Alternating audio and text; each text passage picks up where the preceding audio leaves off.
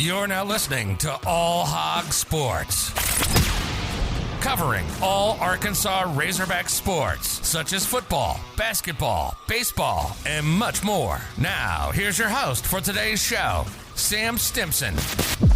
Woo pig suey, baby. The number 15 Texas Longhorns came into Fayetteville and got absolutely smacked by the Arkansas Razorbacks. The Arkansas Razorbacks are now ranked number 20 in the AP poll. The Hogs just beat them down for 60 minutes. Skull dragged the Longhorns. The score was 40-21, and after the game, the students stormed the field. And I may have lost my voice, so it may sound a little weird here, but, you know, I was rooting on those Hogs. I mean, what an incredible game. And the thing is, I know the score is 41-20, and that's still a, 19-point lead, but it wasn't really that close. Texas had 2 touchdowns in the fourth quarter that were largely in garbage time. Arkansas had a lot of starters out then.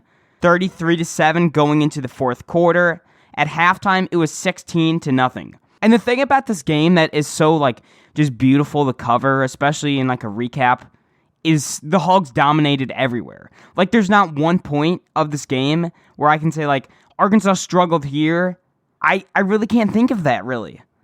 I mean, just across the board, the Hogs took care of business. All the starters and backups that got playing time, they executed their assignments. Coaches called near perfect game plans. One of the best games ever on the Hill, not only in terms of, the excitement, rushing the field, horns down and all of that, just in terms of, how good the game was called and how, smooth it was to watch. It was easy to watch. Arkansas avoided penalties. And when I previewed the Texas game, I'll eat the crow for my wrong prediction. I had Texas winning by 3, and I'm more than glad to be wrong there. And I was concerned about a number of things that I didn't think Arkansas was going to be able to execute. And they executed them all. And they took care of really anything that was left over from the Rice game that needed tuning up on. You will improve the most between weeks 1 and 2. The best teams in college football will always do that. And Arkansas did so, and they're in the top 20 of the rankings. The Hogs ran absolutely wild, though. Traylon Smith had 12 carries for 75 yards and 1 touchdown as the leading rusher. Now, freshman A.J. Green was the Freshman Player of the Week in my weekly awards. In my weekly awards, I go through what the conference gives out. So it's special teams, freshman, defensive, and offensive player of the week. And I say, this guy is the player of the week in that respective category. I plan on adding defensive line and offensive line in the next episode. Freshman player of the week, A.J. Green, 7 carries for 67 yards and 1 touchdown. He's just pure speed. He's a track star, and just watching him run down the sideline and beat every Texas defender was memorizing.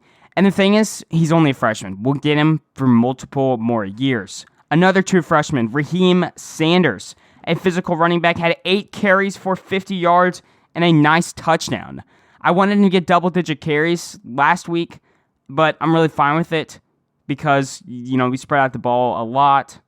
He had a nice touchdown run, too. Dominic Johnson had 6 carries for 44 yards and a touchdown. His feet looked extremely well, and he's not too scared to run in defenders. And then KJ Jefferson was the second leading rusher on the ground, 10 carries for 73 yards. And I love the use of design QB runs for KJ. I expect multiple of those within the next few games. And what I also really liked was Briles' play calling and just using a running back by committee and situational. It works due to the offensive line, though. I mean, that's almost with any huge rushing game. Up front, all 5 guys took care of business. One matchup that I noticed was Stromberg took care of Coburn, the big nose tackle in Texas, who's 345 pounds plus. Him winning that matchup was huge for the Hogs' rushing game. 0 sacks allowed as well.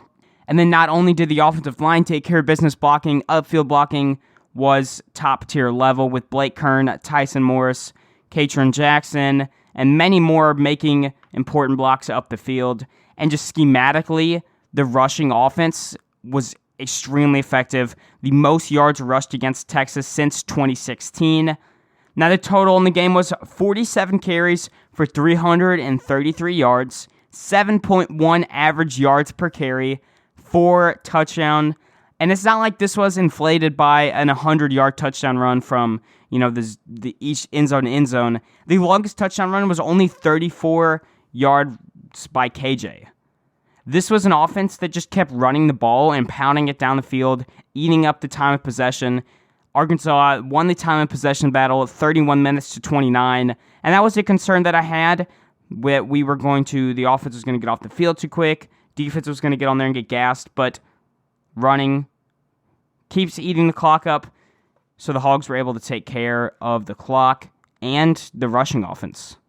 And what Jimmy Smith has done in his first 12 games with the Razorbacks has been ultra impressive. He signed so many 4-star running backs from last year's class who made a big impact, like Sanders, Green, and then also you look at guys in the upcoming years like Nubian.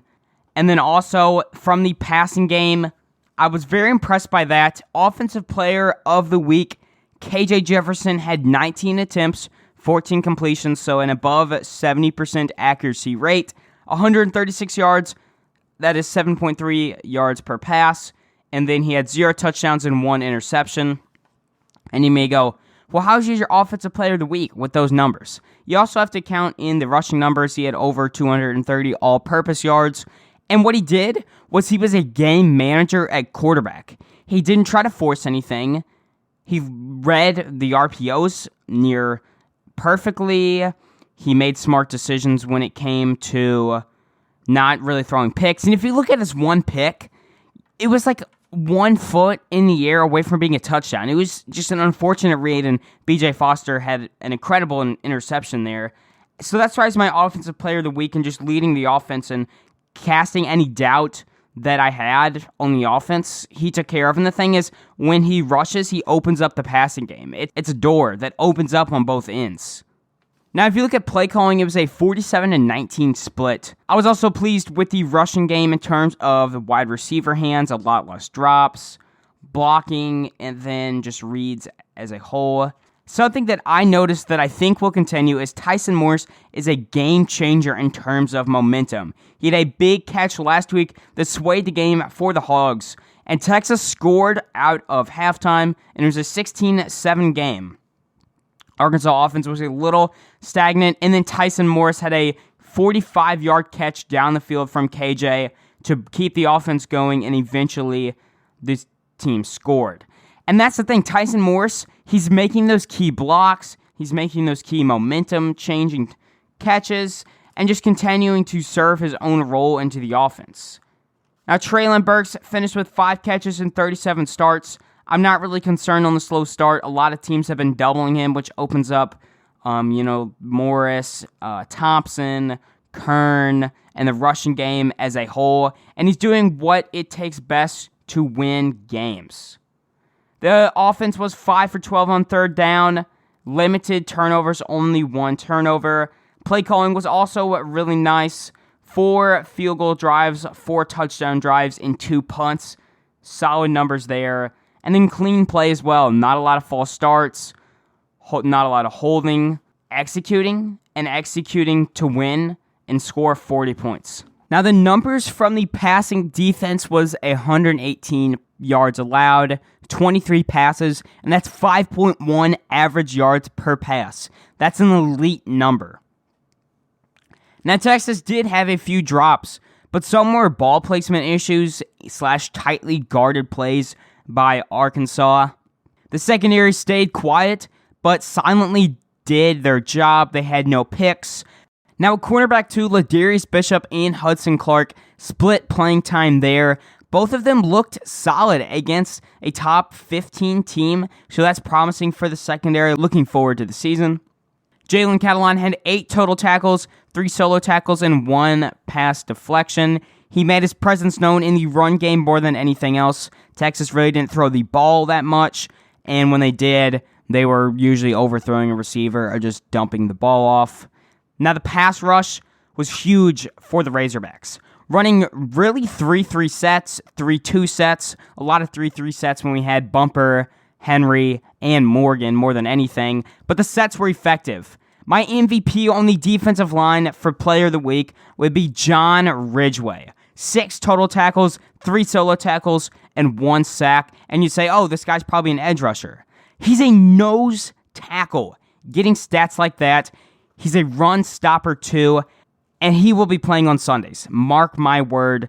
What he did in trenches and the difference the Arkansas pass rush and run defense had when he was in this game from not being in there last week was more notable than anything else on the field. Now, Morgan/Trey Williams picked up a sack. Zach Williams picked up a sack too. One of the most underrated players on this defensive line is Isaiah Nichols. On this line, he serves more as a pass rusher than anything, and on 3-down sets, he was getting pressure. Marco Uzzi was getting pressure. Sully was getting pressure. Arkansas has defensive line depth, even though Gerald is out for the season, and I absolutely hate that for him.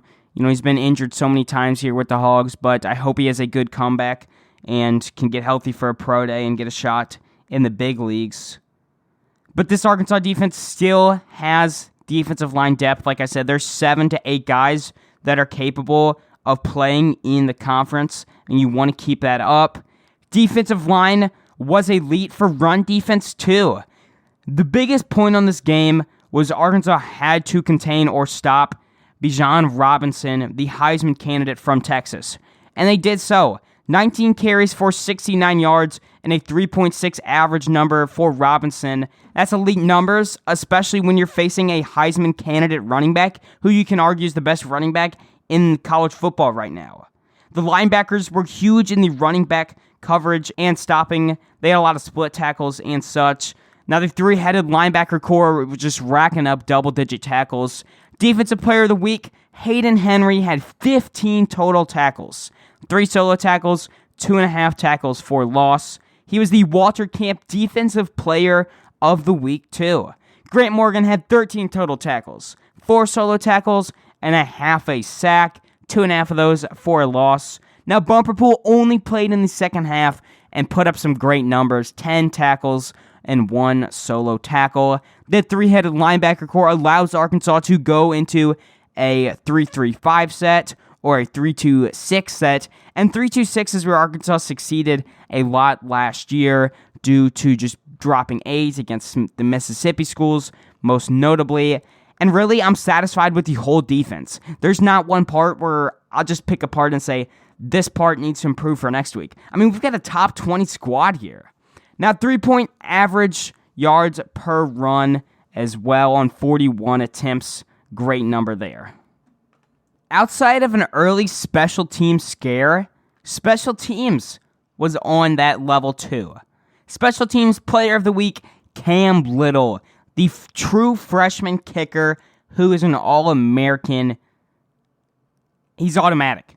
4 for 4 field goals, a long field goal of 44 yards. I mean, when's the last time that Arkansas was kicking 44-yarders? That shows the confidence that Fallon Pittman has in their kicker. 4 for 4 on extra points, too. One of the best kickers in recent memory, and that can really be a weapon to finish off drives. Now, Reed Bauer only had 2 punts, and they were both combined for 80 yards. Solid number there. And, you know, you don't have to worry about blocked punts and, missed blocks when you're not punting. And then the return game, Raheem Sanders was taking kickoff returns. On the first punt return, it was Brooks Jr., but he fumbled the ball, and Texas recovered it, but they had a defender with his foot out of bounds, so the Hogs got a lucky break there as the defender made a mistake. So Nathan Perotti took the rest of the punt returns and secured them, had one for a little bit of a rush. The scheming was pretty good besides that, muff punt. And then Soley actually recovered a blocked punt as well, which set up an easy Arkansas field goal for a free 3 points right before halftime. I was really satisfied with the special teams unit. Not much to complain about there outside of the, drop punt. That shouldn't be happening, but it didn't count technically. Now, for the grades of the Arkansas Razorbacks. I'm going to give the offense an A. When you rush for 330 yards, you're likely going to win a lot of games. You don't have to pass the ball that much. Outstanding performances from everybody in that running back room. I mean, you've got 4 legit guys who could be starters. and Smith, Green, Sanders.